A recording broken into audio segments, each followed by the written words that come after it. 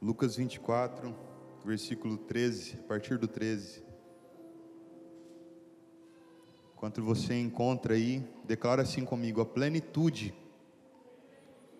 Mas vamos lá, declara como um crente fervoroso em Jesus. A plenitude não está na realidade atual, mas sim no que Deus disse. Quem crê? Quero falar dessa passagem. Já estivemos falando pela manhã.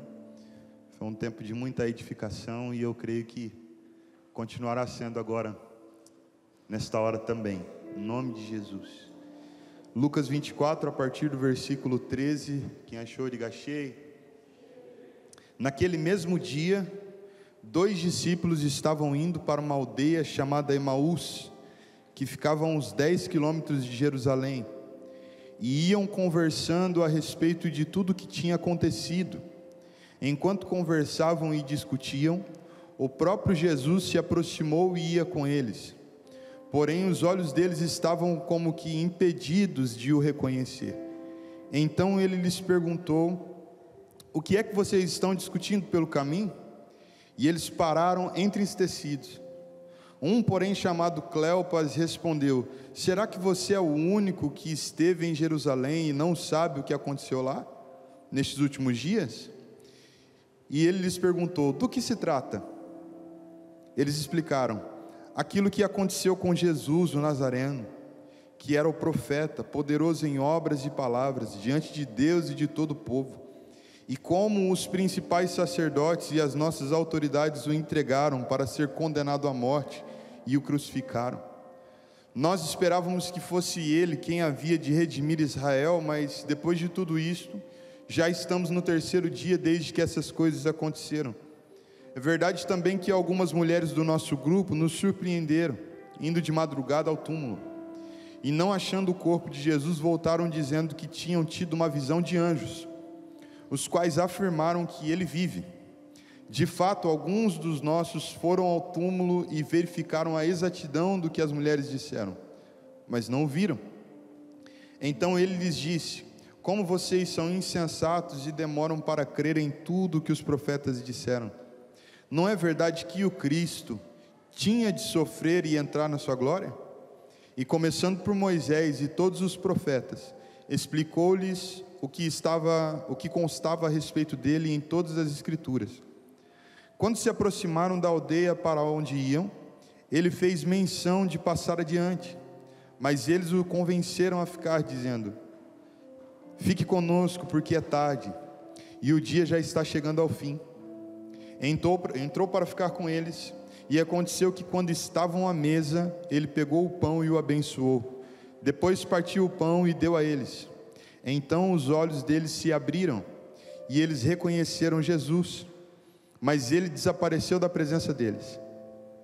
E disseram um ao outro: não é verdade que o coração nos ardia no peito, quando ele nos falava pelo caminho, quando nos explicava as escrituras? E na mesma hora, levantando-se, voltaram para Jerusalém, onde acharam reunidos os 11 e outros com eles, os quais diziam: de fato, o Senhor ressuscitou e já apareceu a Simão. Então os dois contaram o que lhes tinha acontecido no caminho e como tinham reconhecido o Senhor no partir do pão. Amém? Quantos aqui já conhecem essa passagem? Queridos, é uma passagem conhecida e é uma das passagens que ela permanece no meu coração. Boa parte das mensagens que eu ministro, eu sempre estou me lembrando, às vezes falo dela, às vezes estou em casa, vem algum pensamento em relação a esse momento aqui, a esse texto, e eu creio que ele é muito importante, e por mais que nós já o conhecemos, eu queria observar ele com vocês. Eu recebi do Senhor algumas anotações, algumas observações, que eu quero compartilhar com vocês. Amém? Queridos, a primeira coisa que eu gostaria de observar junto aqui com vocês, é que para esses discípulos que estavam indo no caminho de Emaús, a circunstância era de dor, era de luto, de tristeza. O texto deixa bem claro que esses homens que estavam indo para o caminho de Emaús, eles estavam tristes. E quando nós lemos a palavra, nós que já temos a Bíblia toda escrita aqui, nós que já sabemos do que aconteceu, sabemos que Jesus morreu e ressuscitou, e que esse dia não era um dia de tristeza, mas era um dia de muita alegria. Nós sabemos disso porque estamos olhando aqui tudo pronto. Mas tenta entrar na realidade desses discípulos aqui. Eu usei o exemplo ainda pela manhã. Já viu quando tem na escola, né? Tem as gangues, né? Aí tem os grupinhos. Aí sempre tem um que fala mais. Sempre tem um chefinho que vai na frente, que tem mais coragem que os outros. E sempre tem aqueles, ou melhor, a maioria dos que estão ali atrás do chefinho não tem tanta coragem igual ele. Aí se sai alguma briga, alguma coisa, o pessoal que vai brigar com esses caras, com esse grupinho, fala assim, ó, mira o falador, mira o chefe, que se nós pegar ele, o resto tudo corre. Antes tinha disso, né, pelo menos, não sei hoje. Mas tinha, era muito assim. Se pegar o falador, o resto corre. E Jesus aqui, no caso, era o falador, era o chefe. E Jesus foi pego, Jesus foi morto, crucificado, diante de todos ali, eles contemplaram isso. Esse é o momento em que o grupo, em que os 12, eles começam a fugir, a se esconder. E no meio desse medo, dessa tensão, havia também a saudade, o luto. Ainda a gente estava na outra casa, ainda no outro templo, lá na Delegado, e eu lembro que eu ministrei a respeito de Tomé, falando sobre a postura dos discípulos, de alguns dos discípulos, dos 11 não, já era 10, dos 10, que fugiram para um lugar, mas Tomé decidiu passar o luto dele sozinho. Eram dias de dores. Eram dias em que era o dia em que eles estavam olhando e vendo a esperança deles indo embora, porque Jesus havia morrido. Eles falaram assim, já que Jesus morreu, então não tem como, a melhor coisa que a gente pode fazer agora é sair. Eu creio assim. Aí eles saem pelo caminho e começam a conversar um com o outro. Puxa vida, a gente pensava que era mesmo ele, hein? Lembra daquele milagre? Lembra daquele dia? Lembra daquela obra, aquela palavra que ele liberou? Lembra daquele rema? Mas agora está morto a nossa esperança. E diz que enquanto eles relatavam um para o outro as coisas que estavam acontecendo naqueles dias, Jesus se aproxima e começa a ouvir a conversa e começa a entrar naquilo que está sendo conversado.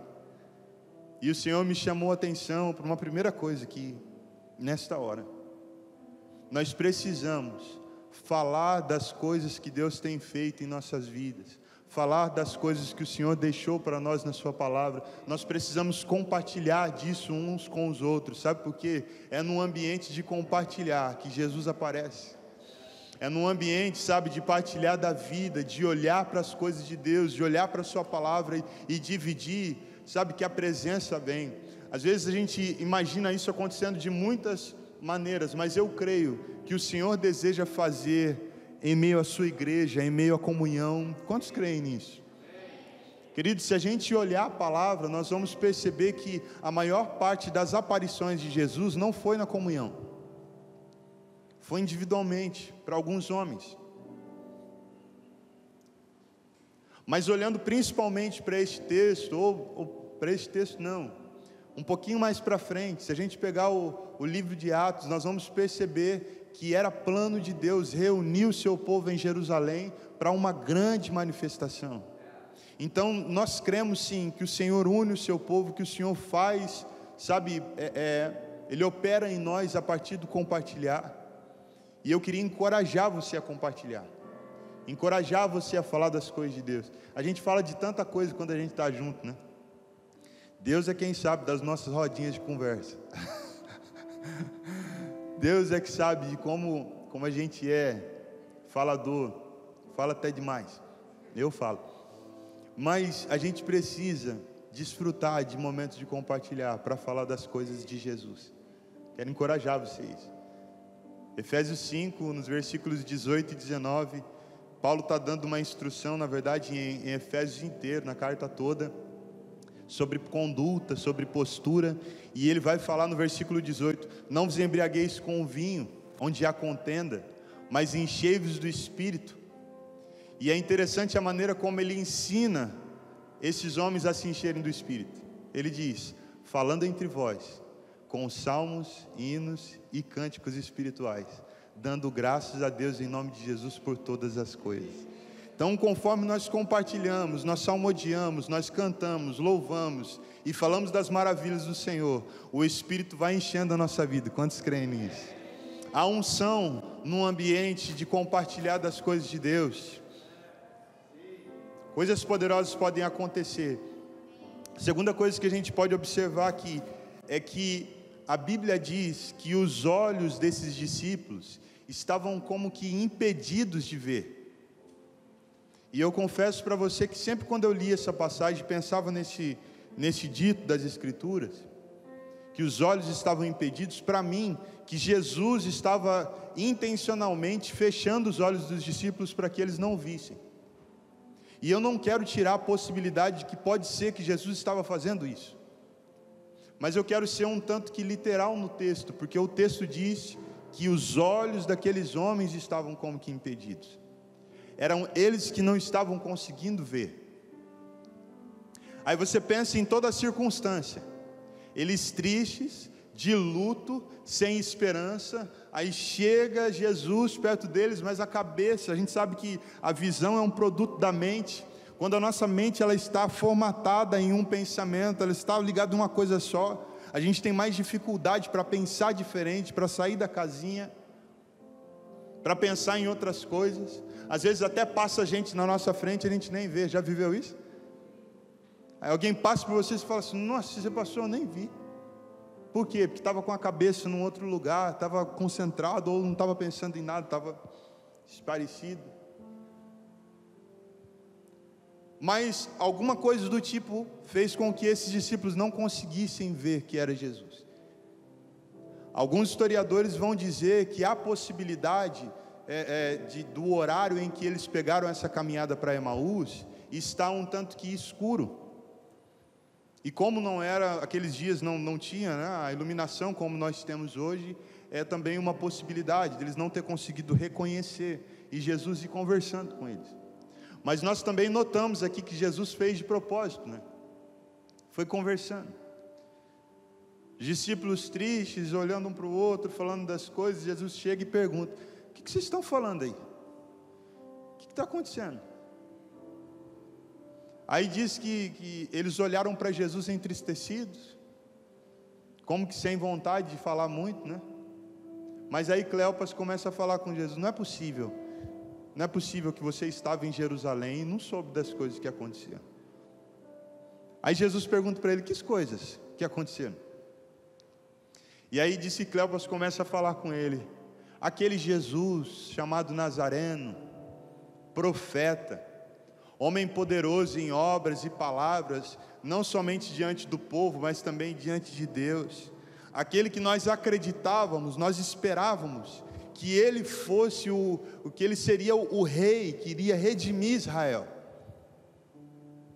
que ia redimir a honra do seu povo, que está tudo acabado. Nós estamos passando dias difíceis, de muita perseguição, Império Romano com toda a força, e nós olhando para Jesus com os milagres, sinais, falamos assim: não, esse é aquele que vai libertar a gente, esse é aquele que vai restaurar de novo a honra a Israel. Esse era o pensamento em que os discípulos estavam fechados. E queridos, é muito importante nós sondarmos o nosso coração, a nossa mente, sobre o que nós esperamos de Jesus. Quando nós olhamos para Jesus, qual que é a expectativa, ou a perspectiva que nós temos nele? Está com a mente fechada, acreditando que a gente já sabe tudo, que a gente já sabe olhar para Jesus, de repente, porque nós temos muitos anos de conversão, vai fazer com que a gente pare de enxergar, com que os nossos olhos fiquem impedidos de ver. Às vezes, você vai estar clamando pela presença de Jesus: vem Jesus, faz isso na minha vida, e às vezes o Senhor está dizendo assim: eu estou aqui, mas você não consegue ver, que está fechado. Gosto de fazer a aplicação do Salmo 115 com a caminhada de Jesus em cura. Salmo 115 vai dizer: não a nós, Senhor, não a nós, mas ao teu nome toda a glória. As nações vão dizer, vão perguntar: cadê seu Deus? E nós dizemos: nosso Deus está no céu, e do céu Ele governa todas as coisas. Os deuses de vocês são feitos de prata e ouro, são obras das mãos dos homens. Tem olhos e não enxergam, tem boca e não fala, tem mão e não toca, tem pé e não anda. E mais, o versículo 8 vai dizer: tornem-se semelhantes, vocês que os fazem e que neles confiam. Porque quanto mais a gente confia em um Deus, mais nós ficamos parecidos com Ele. O problema é quando esse Deus não é o Deus, é quando o Deus é a gente. Quando a gente confia mais em nós do que em Deus, a gente fica parecido com a gente mesmo. E a gente mesmo é tapado. A gente mesmo não vê como precisava ver, não fala como precisava falar, não decide como precisava decidir. Aí a gente vai ficando parecido com a gente mesmo e vai dando ruim. Agora olha a caminhada de Jesus. Se encontra com um cego, toca os olhos e esse cego passa a ver. E encontra um paralítico, toca esse paralítico e ele passa a andar. Encontra um surdo e ele passa a ouvir. Por quê? Porque em Jesus há visão, em Jesus há um caminho, em Jesus há poder, em Jesus há cura, em Jesus há fala. Ele é o verbo, é a própria palavra de Deus que se fez carne. Irmãos, só o verbo que se fez carne tem poder de transformar situações como as nossas, tem poder de trazer de novo visão para quem se perdeu nessa cegueira. Só o Senhor pode fazer isso. Então quanto mais nós olhamos para Ele, confiamos no Senhor, mais nós vamos nos tornando semelhantes a Ele. Aí Jesus começa a perceber o que os discípulos estavam falando ali: Senhor, o Senhor não, né? Não sabia que era o Senhor ainda, mas nós esperávamos que fosse esse. Aí Jesus vira para eles e fala assim: nossa, mas como vocês são devagarinho, como vocês são demorados. Vocês não lembram o que os profetas disseram? Que o Cristo tinha que padecer, tinha que morrer. Aí aqueles homens começam a olhar para Jesus, sabe por quê? Porque eu acredito que com certeza é boa, né? O pessoal da gramática está tudo na... É que vocês não estão sabendo, isso aí é um assunto interno. Mas tem uma diretoria da gramática aí.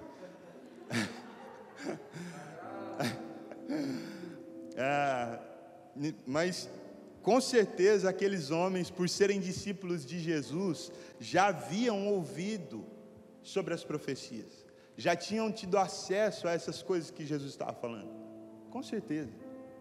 Só que o que acontece?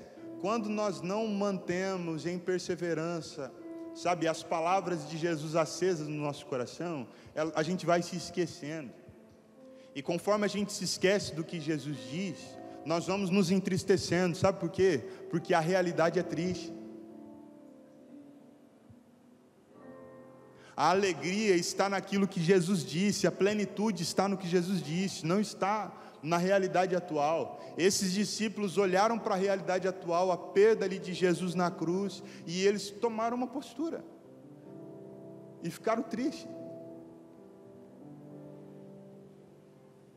Aí Jesus começa a lembrá-los de tudo que foi escrito, de todo o relato que tinha com relação a Ele mesmo, a Jesus, sobre todas as coisas que Ele passaria e o que Ele veio para fazer, o propósito, o plano.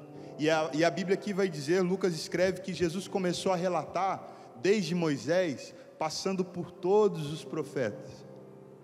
Você sabe que nesses dias ainda não tinha o Novo Testamento, né? Então eles estavam só com a lei, estavam com alguns livros, os livros proféticos, mas já é suficiente, porque nesses livros já dizem tudo o que vai acontecer, e o Senhor começou a explicar para eles as Escrituras. Aí diz que eles vão entrando nessa jornada, vão caminhando, e diz que vai chegando perto da aldeia onde eles iam parar. Aí quando eles chegam perto da aldeia onde ia parar, Jesus faz com que, como quem ia para outra direção, e esses discípulos foram e chamaram Jesus. Não, fica conosco. Eles não sabiam ainda que era Jesus, mas percebe que alguém que é esclarecido das Escrituras pode compartilhar daquilo de toda a virtude, de toda a verdade que há nelas, e ela nos puxa, ela nos atrai, porque nós nascemos neste lugar, nós nascemos da palavra, nós nascemos de Cristo. Então quanto mais ela é explicada, quanto mais ela é aberta, mais nós somos atraídos. Não, fica com a gente, está tarde, não vai para esse caminho não, vamos entrar. E é maravilhoso também o Senhor Jesus fazer questão de fazer como quem ia para um outro caminho,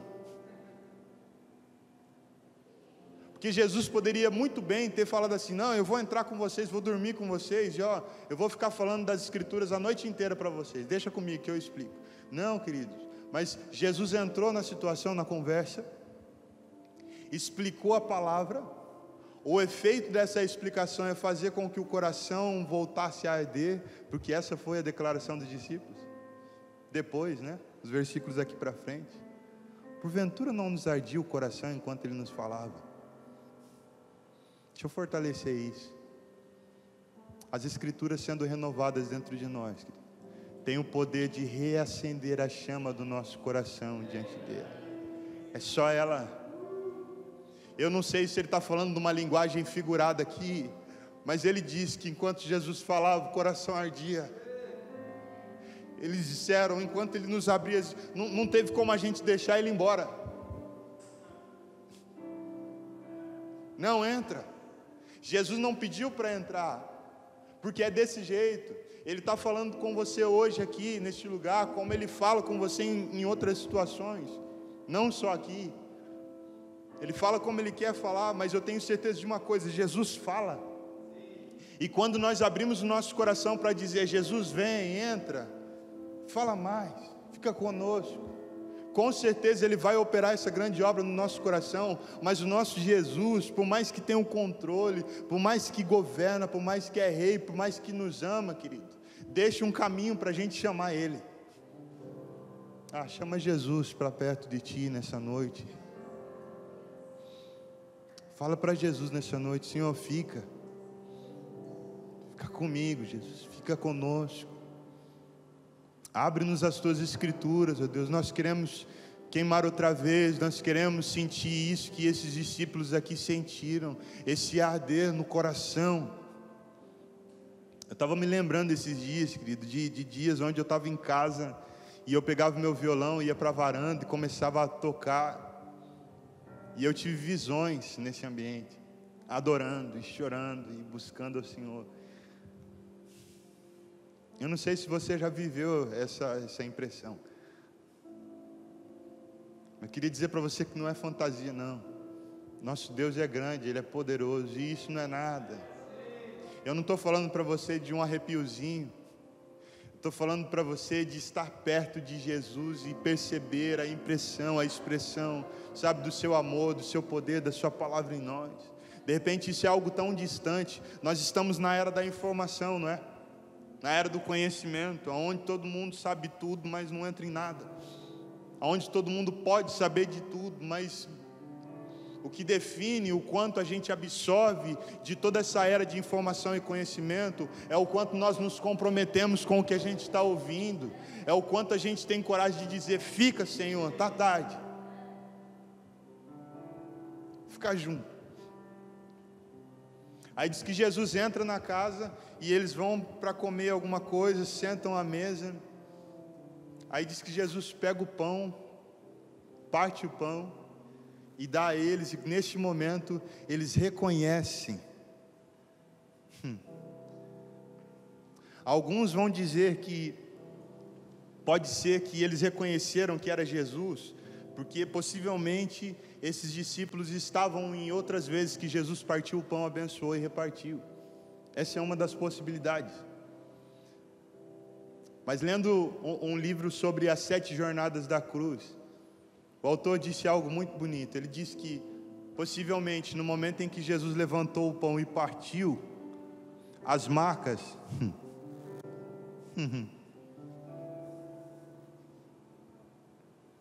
segura. Que quando as nossas marcas são mostradas, Cristo Jesus é revelado. Os discípulos ali estavam com medo, estavam temendo o dia que estava acontecendo, a morte, a perda. Mas sabe, é num dia de perda, é num momento de dificuldade que nós somos marcados. Circunstâncias difíceis nos marcam, mas sabe, se nós permanecemos com a nossa esperança em Jesus, as nossas marcas vão revelar Jesus para quem está nos olhando, para quem está recebendo de nós. Eu creio, irmão, não sei se você crê, mas eu creio. Jesus é revelado. E aí quando Jesus parte o pão e desaparece, ou melhor, quando ele parte o pão ele desaparece. E aí quando eu comecei a analisar principalmente essa parte, eu falei assim, meu Deus, o problema começa quando Jesus tinha desaparecido, quando Jesus morreu. Jesus morreu, os discípulos ficaram perdidos, aí tomaram esse outro rumo. Aí agora Jesus trouxe eles de volta, e na hora que trouxe eles de volta, eles reconhecem Jesus, Jesus desaparece de novo. Aí você fala, vai dar tudo errado de novo. E pode ser que dê, mas deixa eu dizer uma coisa para ti, o Senhor está nos ensinando nesses dias, a não viver por aquilo que nós estamos vendo. Ouviu a palavra, ardeu o coração, recebeu no seu espírito, então agora vai, aí ele some. E a gente fica com o que ele falou. Até quando? Até que do alto desça sobre nós a virtude do Espírito Santo. É Jesus querendo reunir o povo em Jerusalém para que a descida do Espírito acontecesse. Aí esses dois vão indo para lá e vai Jesus atrás dele. Igual ele vai atrás da gente. Não, por aí não. De novo, está aí de novo, para cá. Jerusalém. Volta.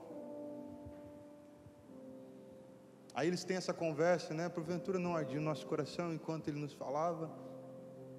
E aí eles vão voltando para Jerusalém. E diz que na hora que eles chegam em Jerusalém, os homens de lá já tinham também visto o Senhor. E eles falaram, é verdade, Jesus está vivo. Alguns de nós já viram. Olha que interessante isso. Que a gente tem esses olhos sobre Tomé, né? E fala, não, o irmão é meio Tomé, né? Só acredita se vê. Deixa eu dizer para ti, o Tomé entrou em destaque só aqui, na Bíblia. E principalmente porque a maneira como ele foi exposto trouxe essa impressão. Porque, querido, nós fazemos igualzinho Tomé. E os discípulos aqui também fizeram, todos eles fizeram igualzinho Tomé. Você vai se lembrar que as mulheres foram ao túmulo e vieram contar. Falaram assim, nós estivemos no túmulo, não tem nada lá, só lençóis, e os anjos apareceram para nós e disseram, Cristo vive, não procure quem vive no lugar dos mortos. Aí Simão foi nesse lugar e contestou a exatidão daquilo que as mulheres falavam, mas os discípulos não acataram. Por quê? Porque eles não viram. E a gente é assim também, a gente está esperando ver, e pode ser que para alguns de nós Deus se mostre de alguma maneira mais expressiva, mas deixa eu dizer para você, há uma esperança eterna, a qual Ele nos deixou pela sua palavra. Por favor, meu irmão, se você olhar para os dias de hoje e achar que a plenitude está naquilo que está acontecendo agora, nós vamos parar.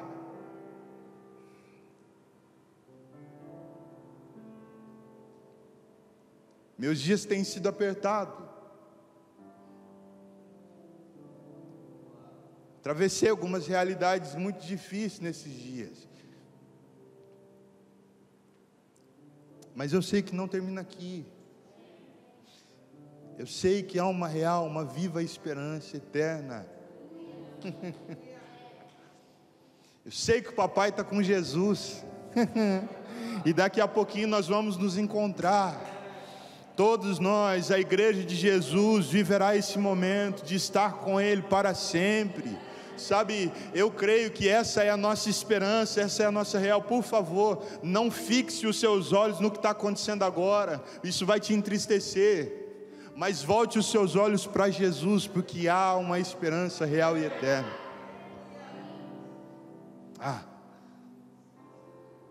Meu desejo nessa noite é que o Espírito Santo opere essa mesma obra no seu coração, que Ele operou aqui, do arder, que você sinta seu coração queimar hoje. E não é só para provocar uma experiência, é porque quando o nosso coração arde pelas Escrituras, pela palavra que nos está sendo tocada, isso nos dá um destino. Eles ouviram, ardeu o coração e eles foram para Jerusalém, e tem algo muito bonito, porque eles chamaram Jesus para entrar porque já estava tarde, lembra disso? Não, Senhor, fica aqui conosco, porque já é tarde. Aí o versículo 33 vai dizer: e na mesma hora, levantando-se, voltaram para Jerusalém.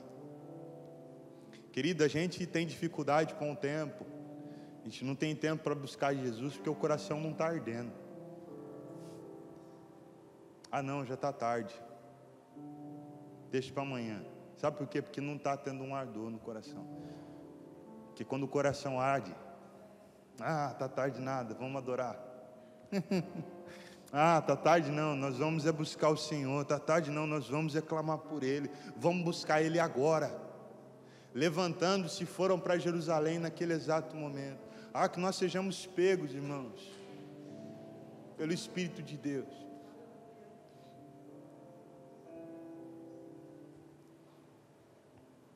Meu desejo, essa mensagem, objetivo, meu propósito com ela,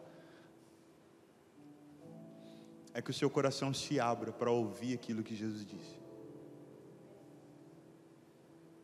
Mesmo que a realidade não seja coerente com as coisas que o Senhor disse. Eu carrego profecias em relação à minha vida, ao meu ministério, que não tem nada a ver com a realidade que a gente está vivendo agora. Mas se foi o Senhor que falou, vai acontecer, porque Deus se compromete com a sua palavra. Pensa, querido, que Deus é Deus. Deus não precisava dar satisfação a ninguém. Deus poderia improvisar e fazer o que Ele acha a qualquer momento, do jeito que Ele quisesse fazer. Mas pela fidelidade e honestidade que há em Deus, o caráter puríssimo, sabe o que Ele faz? Ele escreve, Ele diz: não, eu vou escrever o que eu vou fazer, para dar uma segurança para os homens. Eu não vou sair do plano. O que eu escrevi eu vou fazer. Eu vou ficar com o que eu escrevi. Querido, faz isso nessa noite. Fica com o que Ele escreveu. Fica com o que Ele disse. Em nome de Jesus. Quero pedir para você se colocar de pé nesta hora.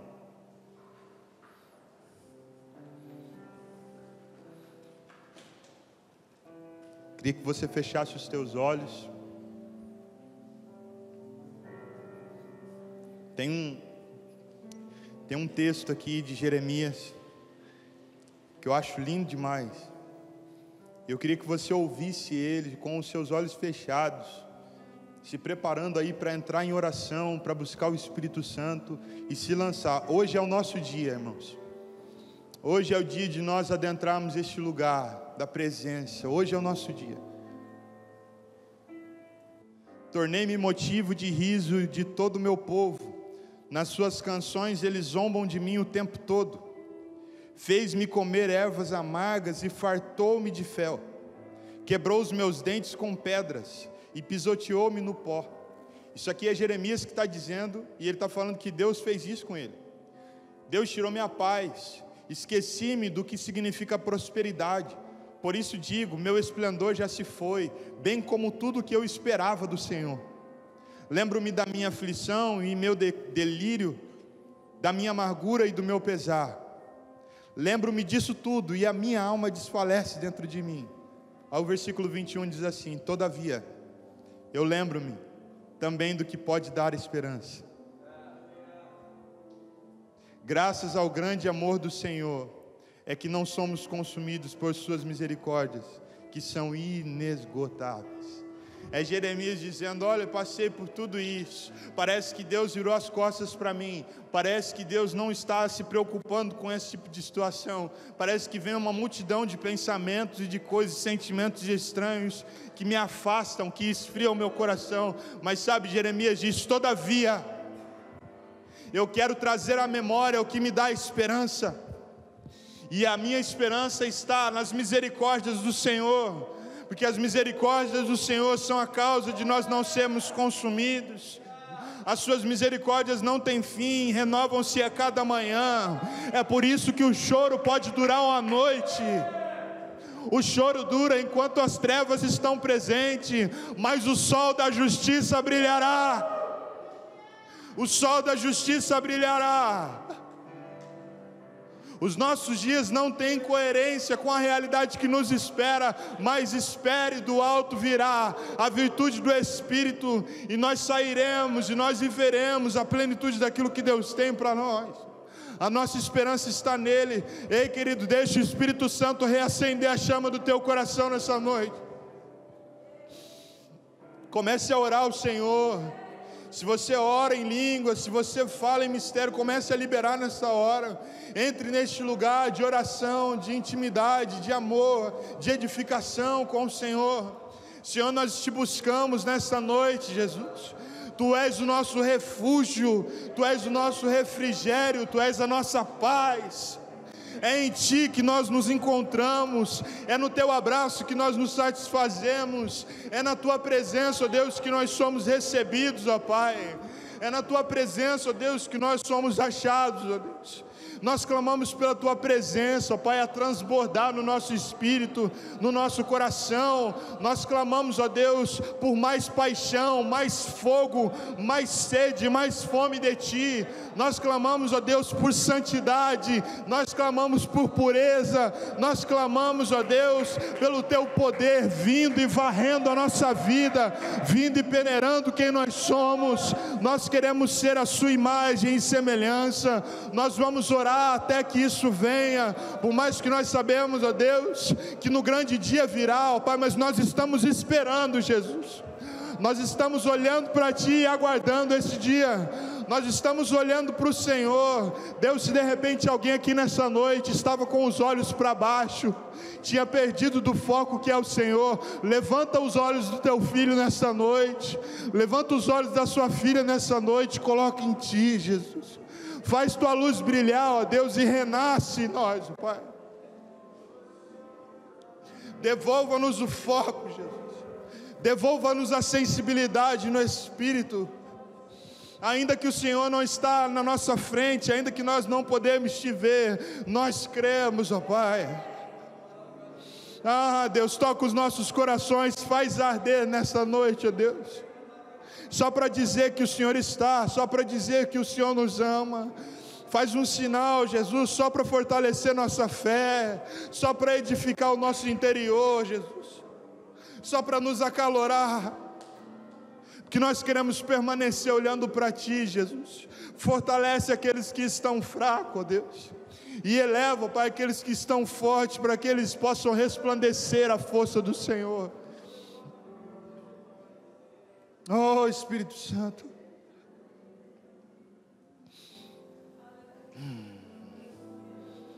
renova em nosso coração a Tua esperança, Jesus, Tua fé.